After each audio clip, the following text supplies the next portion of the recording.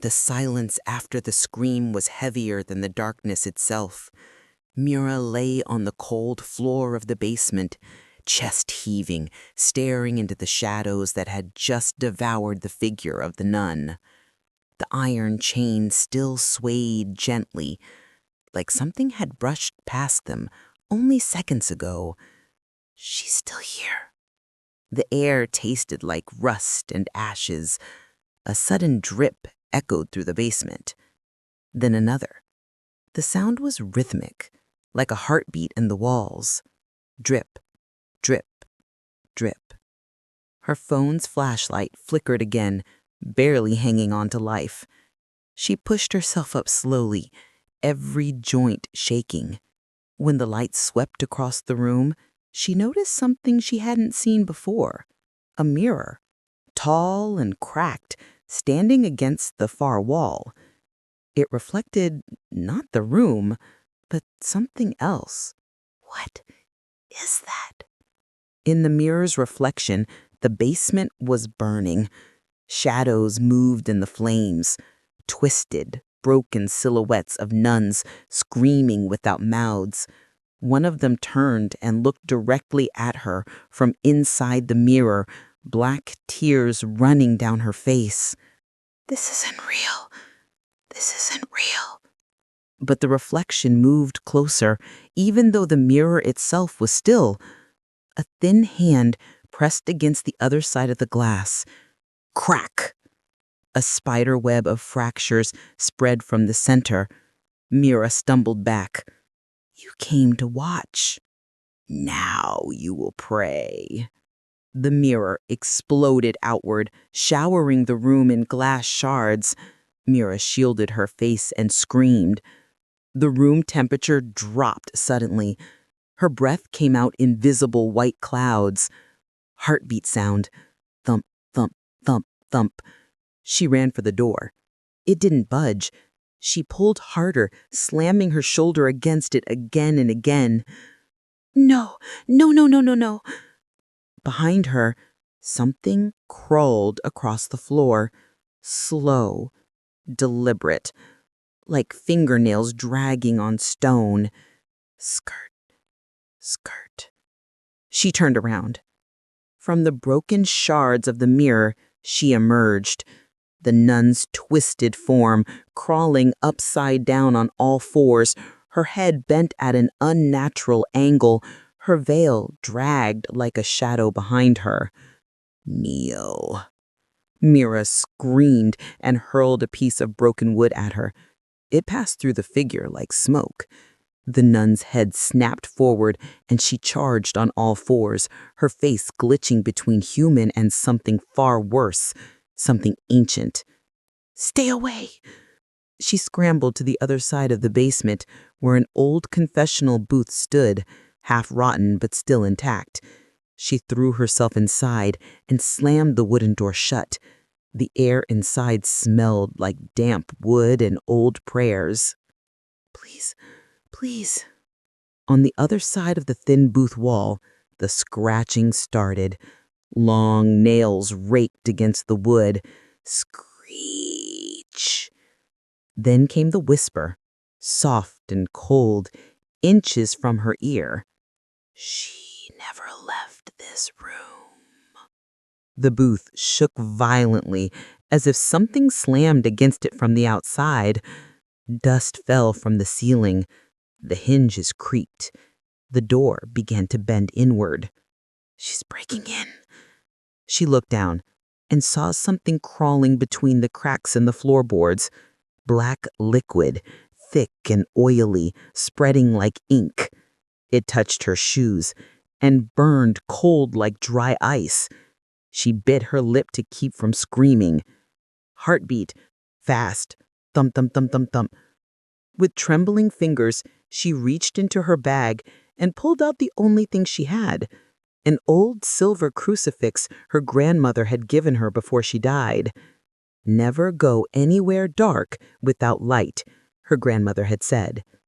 Meera held the crucifix tight. Please, please, God, help me. A loud crack shattered the air. The booth door burst open, splintering into pieces. The nun's body hovered just outside, her feet not touching the ground. Her black veil floated upward as if pulled by invisible hands. God isn't here. The crucifix in Meera's hand grew hot, too hot to hold. She screamed, dropping it on the floor. The nun lunged at her. No! She ran to the staircase. The door at the top of the stairs flew open on its own, like something wanted her to escape, or wanted her to run into a trap. She didn't care. She bolted up the steps, breath ragged. The lights in the hallway above were flickering, painting the old convent in flashes of white and shadow. She dared not look back. She could hear the nun's distorted breathing following close behind. She's following me. She reached the main hallway. Every mirror on the wall began to crack at the same time, one after another. Crack, crack, crack. The sound echoed through the entire building. From each mirror, black hands started reaching out, clawing at the air. They're everywhere. The exit door was right in front of her, and it was wide open. Cold wind blew in from the outside. She sprinted toward it, lungs burning. Just as she was about to cross the threshold, the door slammed shut. Dang! A force threw her backward, slamming her into the floor. Let me out! The nun floated toward her, moving unnaturally slow, like she enjoyed every second of her fear. The shadows along the wall stretched long, reaching for her. No one leaves the convent. The crucifix she dropped earlier slid across the floor, stopping just inches from her hand as if pushed by an unseen force. Meera grabbed it again, ignoring the burning. She pressed it against her chest and screamed, "In the name of God!" A blinding light burst from the crucifix, filling the entire hallway. The nun let out a horrifying shriek, her voice echoing like shattered glass. This is not the end. Then, silence. When Meera opened her eyes, she was lying alone on the convent floor. The hallway was empty. The mirrors were broken. The door was still shut, but the nun was gone. She disappeared? Or maybe she was just waiting for the next night. Thunder rumbles in the distance. The wind howls against the cracked windows of the old monastery. Father Michael stood at the center of the cold, damp room, the ancient wooden cross clutched tightly in his trembling hand. The shadows around him twisted like living things. Sister Maria was tied to the rusted bed frame, her eyes rolled back, completely white. She's here. She never left. Her voice wasn't hers anymore. It was layered, distorted like a dozen souls speaking at once. Father Michael began chanting the old Latin verses. Each word echoed through the stone walls like a hammer striking iron. Sister Agnes knelt beside him, clutching her rosary, her tears dripping onto the floor. Suddenly, every candle blew out at once. Loud sound, a thud, chains rattling. Darkness swallowed the room. Only the faint moonlight from the cracked ceiling illuminated Maria's face. Her grin stretched unnaturally wide. Do you really think your God can save her? Father Michael didn't respond. He raised the cross higher. His voice grew stronger. In the name of the Father, the Son, and the Holy Spirit, I command you, leave this soul. Maria's body convulsed violently, her back arched so far it seemed her bones might snap. Blood trickled down her lips as she screamed, a piercing, inhuman sound. The floor beneath the bed began to crack, black liquid oozing upward like tar. The temperature in the room dropped so fast that Sister Agnes could see her own breath. Whispering intensifies. Demonic. This place is mine. She prayed here. I listened. I answered. Father Michael's heart pounded. This was no ordinary possession. This entity was ancient and furious. He sprinkled holy water on Maria. Steam rose from her skin as if it were burning. She thrashed against the chains. It burns. A deafening bang shook the room as one of the chains snapped loose. The demonic force inside her laughed, a low, guttural sound that vibrated through the floor. Sister Agnes grabbed the fallen crucifix and pressed it against Maria's arm. Her scream shook the rafters. I banish you back to the pit from which you came. The ceiling lights flickered violently. Shadows gathered into a tall, black figure behind Maria, taller than any human. It moved without sound, its face hidden beneath a dark veil. Demonic whisper. She belongs to me. Father Michael felt something icy grip his shoulder from behind, but when he turned, there was no one. God, give me strength. The ritual of exorcism had begun, but this was just the first round. The entity wasn't trying to escape. It was trying to lure them deeper. Eerie silence, one last whisper from Maria. Softly in her real voice, Father, don't let her in. And then, darkness. Part 5. The shadow's true face. A loud storm rages outside. Thunder shakes the monastery. The room was swallowed by absolute silence. Not even the sound of breathing could be heard. Father Michael tightened his grip on the crucifix. His hands were freezing, as if death's breath surrounded him.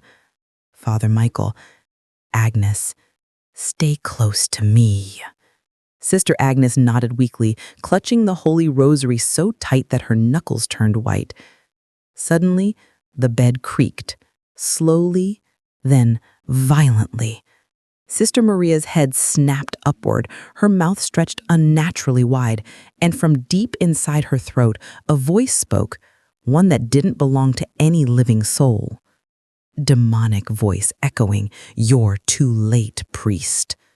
The walls began to bleed. Dark liquid seeped from the cracks, crawling across the floor like living veins. The crucifix hanging on the wall turned upside down with a sharp clink. Sister Agnes stumbled backward, terrified. Father, it's moving! Something's moving in the shadows! Then, from the corner of the room, it appeared. A tall, thin, black figure, its bones twisted like broken branches. Its face was hidden beneath a nun's torn veil, but beneath the cloth, two glowing red eyes burned like coals. Low growl echoing. The figure glided forward without making a sound. The candles flickered back to life on their own, casting long dancing shadows on the walls. Demonic whisper. She prayed to be saved, but no one came. Father Michael took a step forward. Commanding voice, in the name of the Lord, I cast you out.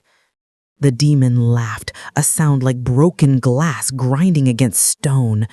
Sister Maria's body rose from the bed, floating mid-air, chains hanging loose.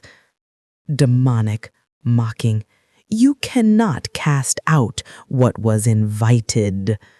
Loud bang, doors slam shut on their own. The room turned colder than ice. Sister Agnes could see her own breath.